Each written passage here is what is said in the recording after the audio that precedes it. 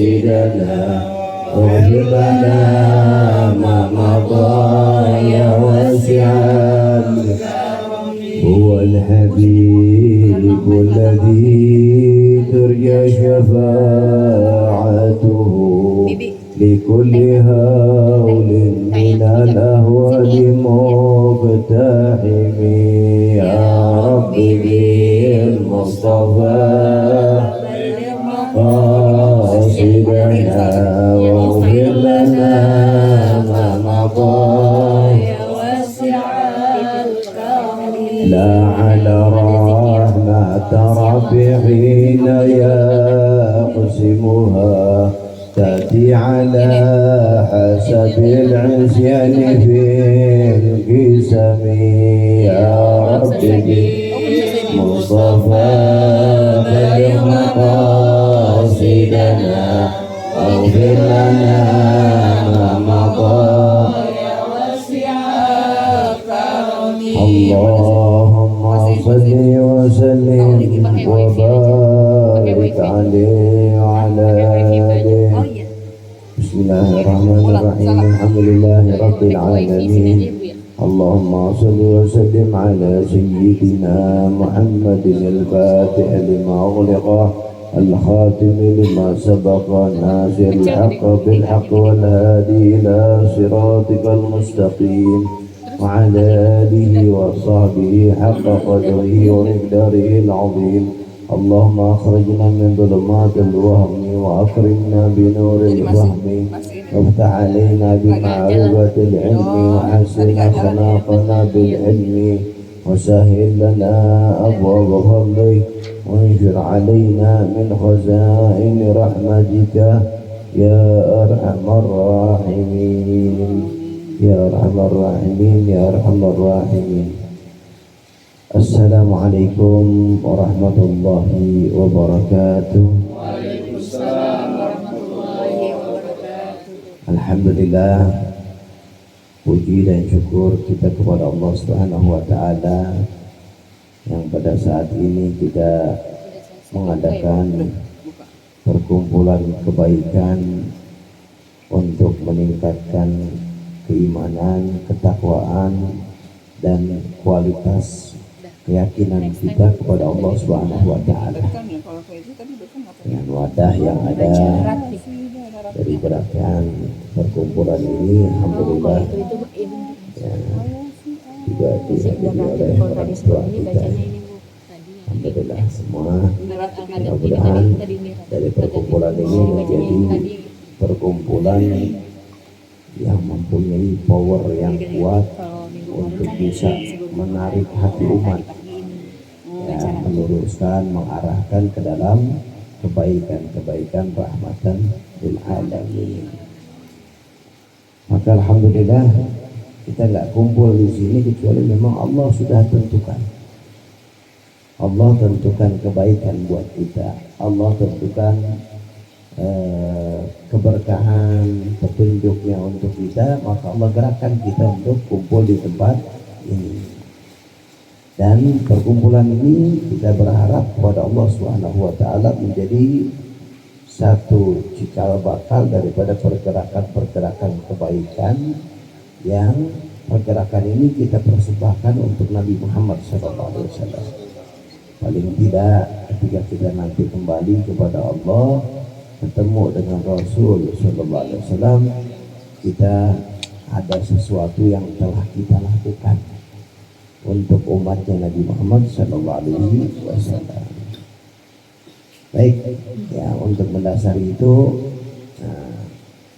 musyawarah kemarin sama akhirnya Kaisar bagaimana dan apa tujuan dan arahan kita di awal ini.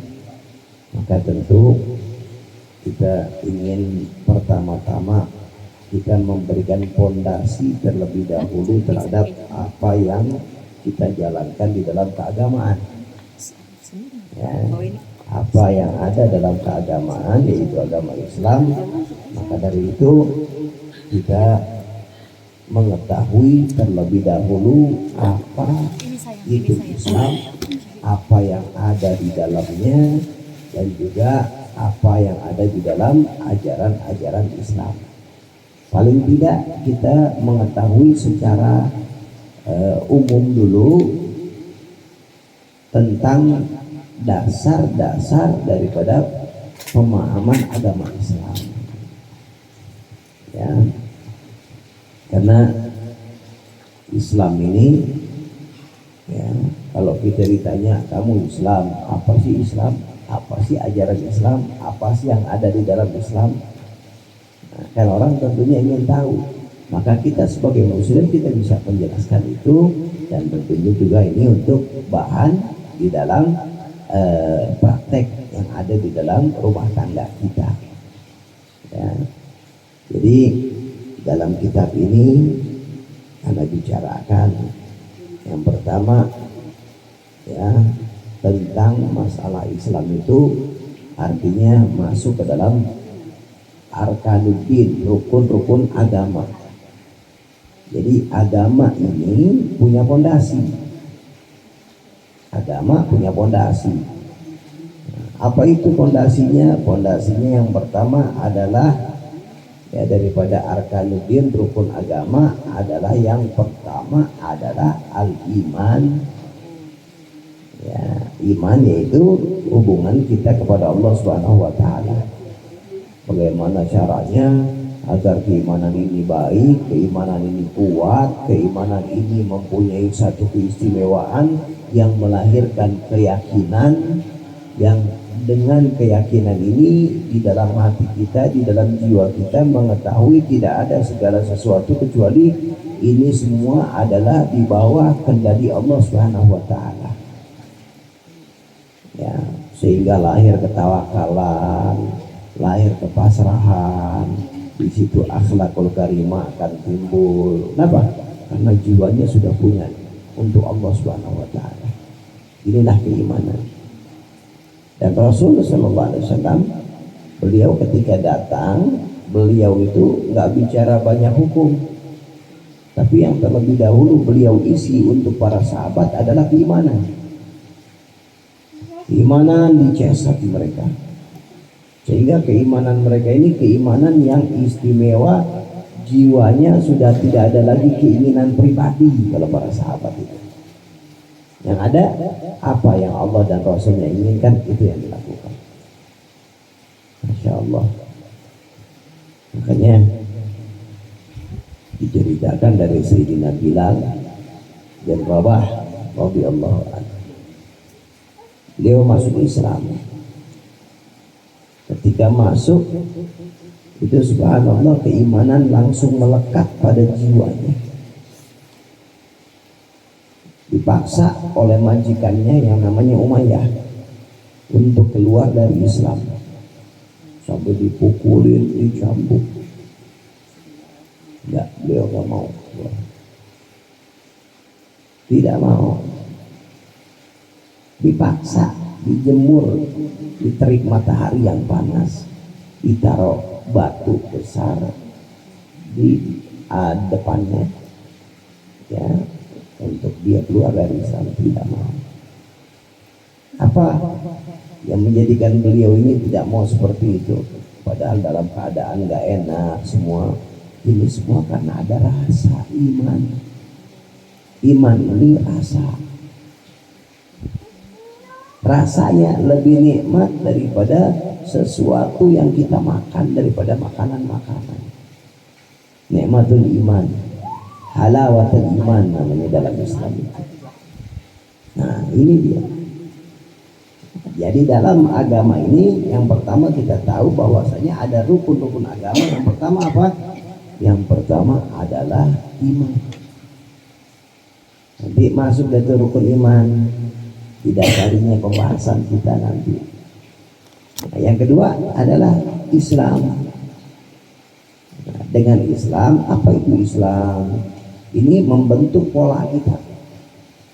Karena yang namanya Islam itu apa? Nanti dijelaskan insyaallah. Diantaranya adalah Islam itu adalah tunduk dan pasrah, al-istislam wal inqiyad lima ja'a bihi Muhammadun sallallahu alaihi wasallam, terhadap apa yang datang dari baginda Rasul sallallahu alaihi wasallam. Jadi yang namanya Islam itu adalah ikut kepada apa yang dibawa oleh Nabi Muhammad SAW, yang beliau dari Allah, pencipta langit, pencipta bumi, pencipta manusia, pencipta kesempurnaan, dan mengetahui apa yang terbaik untuk ciptaannya. Inilah Islam. Di sini kita diarahkan, makanya ada satu ulama bilang, kalau kita sudah masuk Islam ya udah berarti kita terikat dengan ikatan-ikatan Islam. Kalau kita mengatakan Islam tapi cara-cara berpikir kita tidak mau ikut cara Islam, ya ini orang bilang, ulama bilang, udah sekalian aja nggak usah ikut Islam, nggak repot-repot. Kalau mau ikut Islam ikut kafah sepenuhnya.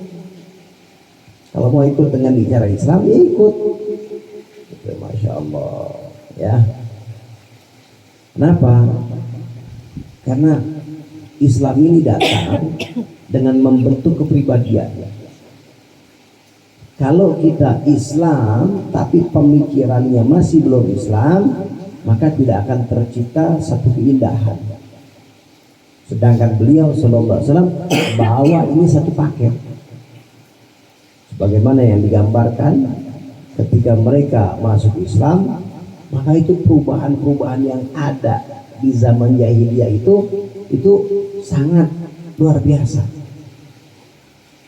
Perubahan-perubahan itu sangat tampak, sangat terlihat dengan keislaman yang ada ketika mereka memeluk agama Islam.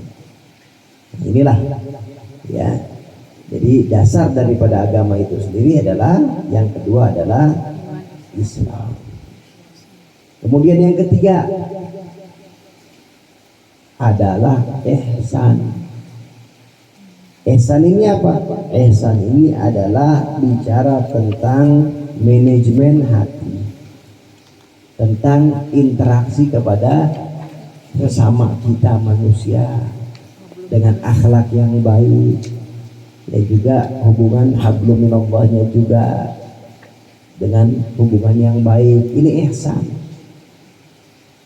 Ya, ihsan itu adalah ya melakukan syariat dengan bijaksana,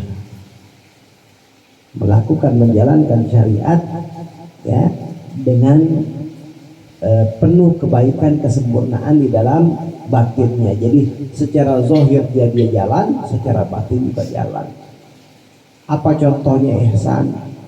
Contohnya ihsan, kita punya tetangga, ya tetangga misalnya, nah, ya kita tahu bahwasanya kita berbuat baik kepada tetangga. Ya, nah ini dia diantaranya ihsan adalah kita sambungin hubungan baik kepada tetangga, sebagaimana sekarang ini wadah yang luar biasa, alhamdulillah. Ini termasuk daripada amal ihsan. Ya. Nah kemudian plus bukan sekedar secara amal seperti ini, tapi juga diberikan servis-servis yang baik, entah itu misalnya pengajian seperti ini. Kemudian juga kalau memang ada rezeki apa sesuatu yang perlu kita berikan kepada tetangga, kita berikan kepada tetangga hadiah. Ya, nah ini daripada ihsan.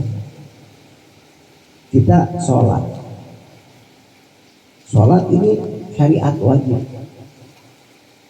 tapi di situ ada ihsannya. Di situ ada ihsan. Apa itu ihsan? Ihsan itu selain kita melaksanakan kewajiban sholat, kita juga menjalankan dengan kekhusyuan, dengan keikhlasan. Nah ini namanya ihsan. Yang Rasul sallallahu alaihi wasallam beliau bersabda, Innallaha katabal ihsan ala kulli syai'. Allah menentukan ihsan ini di dalam segala hal. Dalam segala hal. Bicara rumah tangga misalnya, kewajiban suami, kewajiban istri. Bicara tentang kewajiban sama kewajiban, kalau seandainya hanya menjalankan kewajiban, Ini rumah tangga nanti akhirnya kaku. Oh, saya sudah ngasih nafkah, kata suami. Istrinya bilang, saya nggak wajib bikinin kopi, kan repot juga kalau begitu. Nah, inilah perlunya ihsan. Ini perlunya ihsan. Apa itu? Saling kebersamaan yuk, saling pengertian yuk, saling berjalan bersama yuk. Nah, ini dia. Ini yang tercipta dengan ihsan tadi. Nah, inilah perlunya kita mengetahui tentang ihsan. Ihsan itu interaksi kepada manusia dengan akhlak yang baik, dengan akhlak yang mulia, akhlakul karimah. Inilah yang disebut dengan ihsan. Ya, ini sekelumit aja, nanti insya Allah akan ya kita jelaskan selebihnya. Nah, ini adalah kewajiban buat kita. Hal ini bersumber daripada hadis Nabi Muhammad SAW yang beliau datang tamu, dan ternyata tamu itu Jibril alaihissalam datang menyaru seseorang, bertanya, apa itu iman? Ketika bertanya, maka dijawab oleh Rasulullah SAW tentang rukun iman. Kemudian apa itu Islam? Maka beliau jawab tentang rukun Islam. Nah, kemudian apa itu ihsan? Di antara pertanyaannya juga. Jawaban beliau, anta'budallaha ka'annaka tarah, fa in lam takun tarah, fa innahu yarak. Engkau menyembah kepada Allah, beribadah kepada Allah seakan-akan kau melihatnya. Kalau nggak bisa, maka yakinkan dari segala amal yang kalian kerjakan, Allah melihat kalian. Ini kita nih sekarang nih di sini, ini Allah lagi melihat. Allah memperhatikan kita. Allah Subhanahu wa taala yang menggerakkan kita. Maka beruntung kita. Dan alhamdulillah, kasarnya kalau kita mau cari perhatian, ya kesempatan kita cari perhatian kepada Allah. Ya subhanallah. Itu puncaknya tuh. Ya, diawalinya dari ya hadapi itu tadi. Belajar untuk ada. Ya baik, ya kita masuk sekarang mukaddimahnya, pembukaan. Ini kita sengaja memang anak buat ya untuk mendasari dulu agar kita ini ya paling tidak tahulah apa sih yang ada dalam Islam. Ya ini sengaja dengan bahasa Indonesia. Tujuannya ketika kita bisa baca ini, kita bisa juga memberikan pengetahuan kepada yang lain. Ya, ini kan modelnya kecil ya, karena bisa dijadikan semacam buku saku lah, ya. Nah, tujuannya seperti itu, nanti kita bisa ajarin anak-anak atau apa siapa yang ada di rumah, keluarga. Nah, tujuannya seperti itu untuk memberikan kemudahan. Muqaddimah, pembukaan. Bismillahirrahmanirrahim. Alhamdulillahirabbil alamin wa sallallahu ala sayyidina Muhammadin wa ala alihi wasallam. Ya, setelah melihat keadaan zaman yang menjauhkan kita dari agama, sehingga berapa banyak kaum muslimin yang tidak mengetahui atau buta terhadap agamanya, dan mereka memerlukan bimbingan dan petunjuk untuk dapat memahami dasar-dasar agama mereka sendiri. Maka mudah-mudahan kitab kecil ini bisa menjadi tuntunan untuk orang awam buat kita nih. Artinya gini, di zaman sekarang ini kan banyak sesuatu yang mengalihkan kita daripada syariat, daripada ajaran agama. Ya, ini sesuatu yang kita bisa saksikanlah dalam kehidupan lah.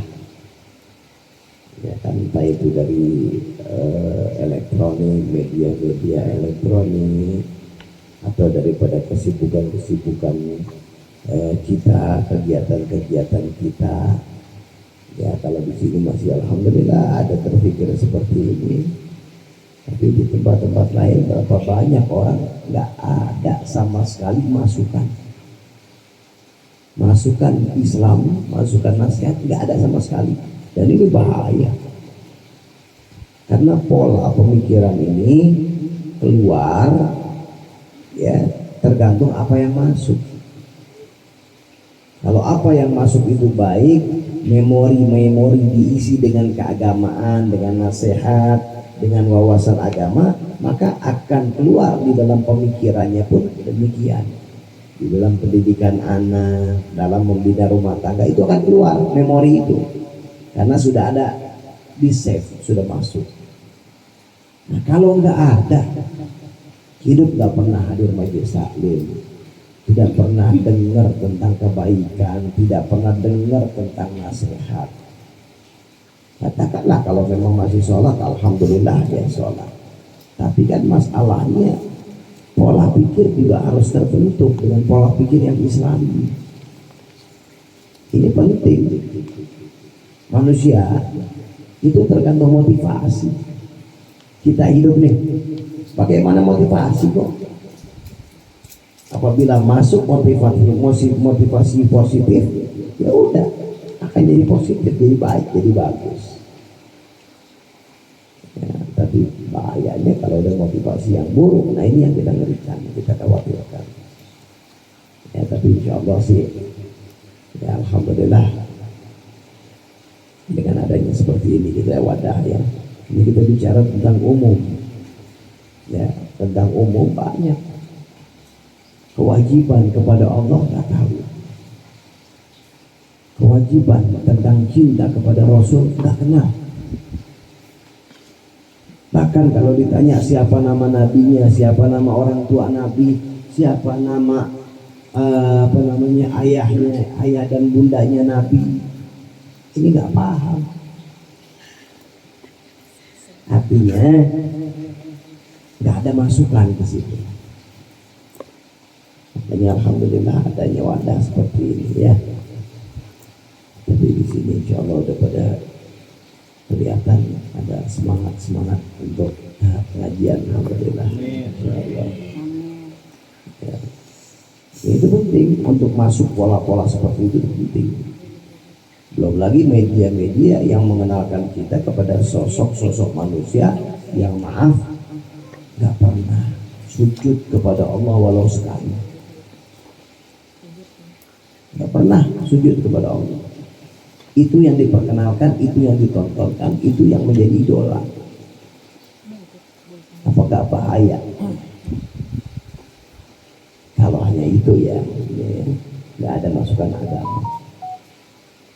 Makanya kemarin katanya ada apa konser kemarin ya. Iya. Masya Allah. 60.000 katanya jadi. 60.000 katanya. Kumpulan LGBT. 6.000 atau 60.000 nggak tahu lah. Tiketnya aja 2 jutaan atau lebih itu. 1 triliun sekian betul. Untungnya betul. Coba. Indonesia ya. Nah, aduh, bisa megah udah masjid dengan fasilitasnya sudah 1 T itu. Tapi yang menjadi PR kita di sini pertanyaan sampai sejauh itu, ya, nah dibela-belain orang kena cinta semuanya sampai sejauh itu. Subhanallah. Ini artinya apa? Ini gambaran Allah kasih lihat. Ini kita bicara hikmahnya ya. Gambaran itu loh yang ada dalam kualitas umat. Jelas. Kalau kita berbicara tentang agama ini bagus, masya Allah. Kita berbicara tentang gerakan-gerakan kebaikan bagus. Tapi ini loh yang ada di dalam masyarakat ini juga warna yang seperti ini nggak kurang, banyak. Artinya kalau bicara tentang keadaan sebenarnya mereka mengatakan ini loh keadaan saya. Ayo siapa yang mau mengangkat saya? Siapa yang mau menarik saya? Siapa yang mau memberikan masukan buat saya? Ini dia sebenarnya kayak apa? Makanya inilah majlis yang seperti ini nih, ini nggak bisa dikecilkan. Artinya luar biasa. Ya, karena memang ada pola-pola yang manusia seperti itu ada. Ya, insya Allah. Nah, jadi mudah-mudahan sesungguhnya kita berharap kita ini sedikit menjawab. Ya, apa sih yang wajib buat kita? Kita Muslim wajib sholat. Cara sholat gimana sih? Wajib wudhu dulu. Wudhu gimana sih caranya? Nah, ini dia dasar-dasar agamanya, ini dia. Ya, nanti kita terkabah tentang majlis bagaimana. Nah, itu tentang fikihnya. Jadi masuk di sini nih, masuk fikih, masuk akidah, ya, juga masuk sedikit dalam tasawufnya tadi. Ya. Nah, sesungguhnya manusia tidak luput dari gangguan syaitan, maka kepada Allah lah kami memohon untuk menyempurnakan dan memberikan manfaat serta menutupi kekurangan dengan kesempurnaan yang dimiliki oleh Allah Subhanahu wa taala. Nah, kemudian Anda buka di sini. Pertama kita bicara tentang keutamaan ilmu dulu, biar kita tahu kualitas ilmu itu luar biasa. Kalau Allah Ta'ala, Allah Subhanahu wa Ta'ala berfirman, yarfa'illahu alladhina amanu minkum walladhina utul ilma darajat. Allah Subhanahu wa Ta'ala mengangkat derajat orang-orang yang beriman di antara kamu dan orang-orang yang berilmu dengan beberapa derajat, artinya dengan derajat yang tinggi. Allah mengangkat derajat orang beriman dan orang beriman plus berilmu. Ya, beriman plus berilmu dengan derajat yang tinggi. Artinya orang berilmu itu beda nilainya dengan orang yang tidak berilmu. Allah Subhanahu wa Ta'ala yang menyatakan ini. Bahkan secara umum, jangan ilmu agama, ilmu umum saja, ilmu secara umum saja itu sudah merupakan satu kemuliaan yang Allah berikan. Nabi Allah Adam alaihissalam itu diangkat oleh Allah Subhanahu wa Ta'ala sampai iblis diperintah oleh Allah untuk sujud kepada Nabi Adam. Kenapa? Karena Allah berikan kemuliaan kepada Nabi Adam dengan ilmu. Ilmu apa? Ilmu bahasa. Ya. Wa 'allama Adam al-asma' kullaha. Allah Subhanahu wa Ta'ala mengajarkan kepada Nabi Adam nama-nama semuanya. Jadi ilmu bahasa dulu Allah angkat Nabi Adam, kemuliaannya. Itu baru mengetahui ilmu bahasa. Apalagi ilmu itu adalah ilmu yang mengenalkan kita kepada Allah, membukakan kebaikan-kebaikan kita kepada Allah. Agama itu lebih istimewa tentunya. Ya. Kemudian qala Allah Ta'ala, Allah Subhanahu wa Ta'ala berfirman, wa qur rabbi zidni ilman. Ya Allah, tambahkanlah aku ilmu. Kita disuruh, Allah yang memerintahkan kepada Rasul sallallahu alaihi wasallam untuk beliau meminta, ya Allah tambahkan aku ilmu. Apalagi kita, beliau sallallahu alaihi wasallam enggak diajarkan oleh Allah minta lain-lainnya, enggak, maaf. Misalnya minta harta kah? Karena harta memang sudah ditulis oleh Allah. Minta kedudukan, minta apa? Yang beliau minta apa? Ilmu. Tapi dengan ilmu datang semuanya. Makanya dikatakan Nabi Sulaiman alaihissalam itu pertama ditawarkan oleh Allah mau kerajaan atau mau ilmu. Mau kerajaan, mau harta, apa ilmu? Maka Nabi Sulaiman memilih ilmu. Dengan ilmu kerajaannya datang, kekayaannya tak ada. Subhanallah, ilmu. Ya makanya beliau sallallahu alaihi wasallam diajarkan oleh Allah meminta. Yang dimintanya itu adalah sesuatu yang paling mahal. Apa? Ilmu. Ya, Rabbi zidni ilma, ya Allah tambahkanlah aku ilmu. Masya Allah. Ya. Bahkan beliau mengatakan setiap hari kalau aku nggak bertambah ilmu, maka hari itu nggak berkah buat aku, kata Rasulullah. Ya. Apabila hari itu nggak tambah ilmu buat aku, nggak berkah, kata beliau. Artinya apa? Kehidupan beliau setiap hari selalu bertambah ilmunya. Kalau beliau kan yang ngajarin Allah. Ya ada bagi Rabbi, Allah mengajarkan aku adab. Ya ilmu begitu juga. Jadi kalau yang namanya Rasul itu setiap hari itu keimanannya bertambah. Bahkan setiap waktu keimanannya beliau terus meningkat. Walaupun beliau sempurna, tapi tidak ada makhluk yang sempurna kecuali terus masih menerima kesempurnaan. Kesempurnaan mutlak sudah tidak ada lagi, sudah habis di penghujung, itu hanya milik Allah. Tapi makhluk terus sempurna. Dia terus mencari kesempurnaan. Kemudian dari hadis baginda Rasul sallallahu alaihi wasallam, ya bersabda, man yuridillahu bihi khairan yufaqihu fiddin. Siapa orang yang Allah Subhanahu wa taala menghendaki baginya kebaikan, cirinya apa? Allah berikan dia pemahaman dalam agama. Pemahaman agamanya bagus. Itu merupakan ciri, oh ini orang yang Allah pilih. Ini husnuzon kita, baik kita kepada orang-orang yang alim, orang-orang yang soleh, baik sangka kita. Kenapa? Karena dia dipilih oleh Allah. Dia nggak bisa mempelajari ilmu seperti itu kecuali karena memang dia pilihan Allah. Dasarnya seperti itu. Walaupun nanti perlu lagi untuk di backup dengan amal, di backup dengan keikhlasan, agar ya ilmunya ini nggak bantet sampai di situ saja, tidak, akan tetapi ada mengembang nur, mengembang cahaya. Karena inti daripada ilmu adalah nur, cahaya yang mengembang dalam hati, menjadikan power di dalam keyakinan. Ya.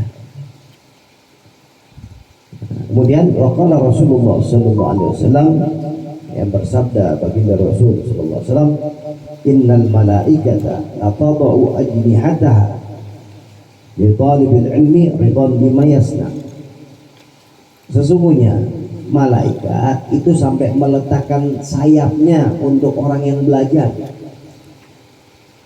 ya, menunjukkan kesenangan, keridhaan dengan apa yang dilakukan oleh yang belajar itu. Jadi kita nih kesini nih, itu malaikat sudah membentangkan sayapnya. Membentangkan sayapnya, ulama mengatakan artinya apa? Artinya ketika kita jalan, itu jalan di atas sayap malaikat hakikatnya. Cuma kita aja nggak ngeliat. Karena ngeliat nanti jalannya mau sekilo lagi ya. Lebih kalau bisa. Gak mau berhenti enak. Jauh ya. Masya Allah. Masya Allah. Makanya ada seorang ulama ahli kasyaf, wali Allah.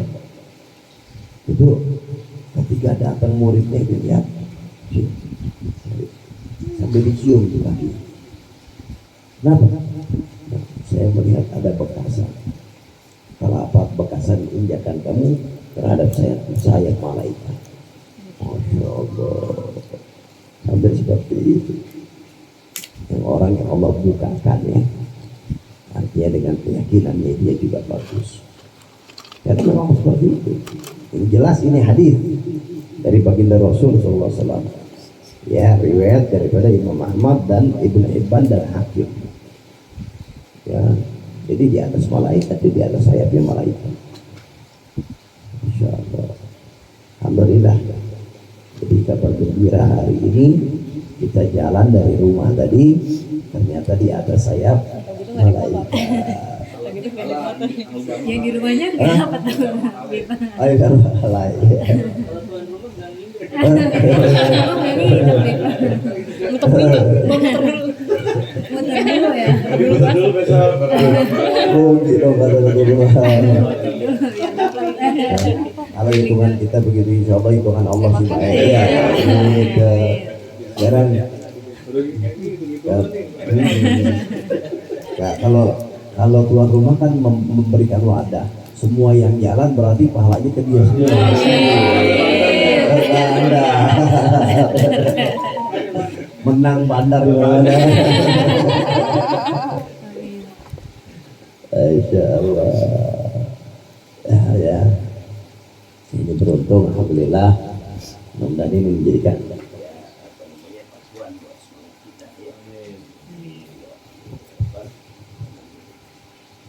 ini apa namanya?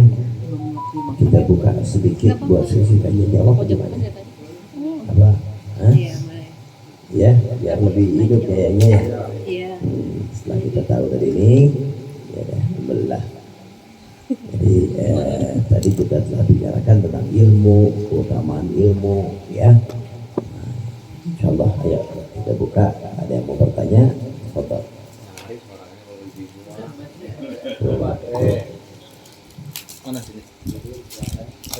Iya, silakan Bu. Ada yang tanyakan?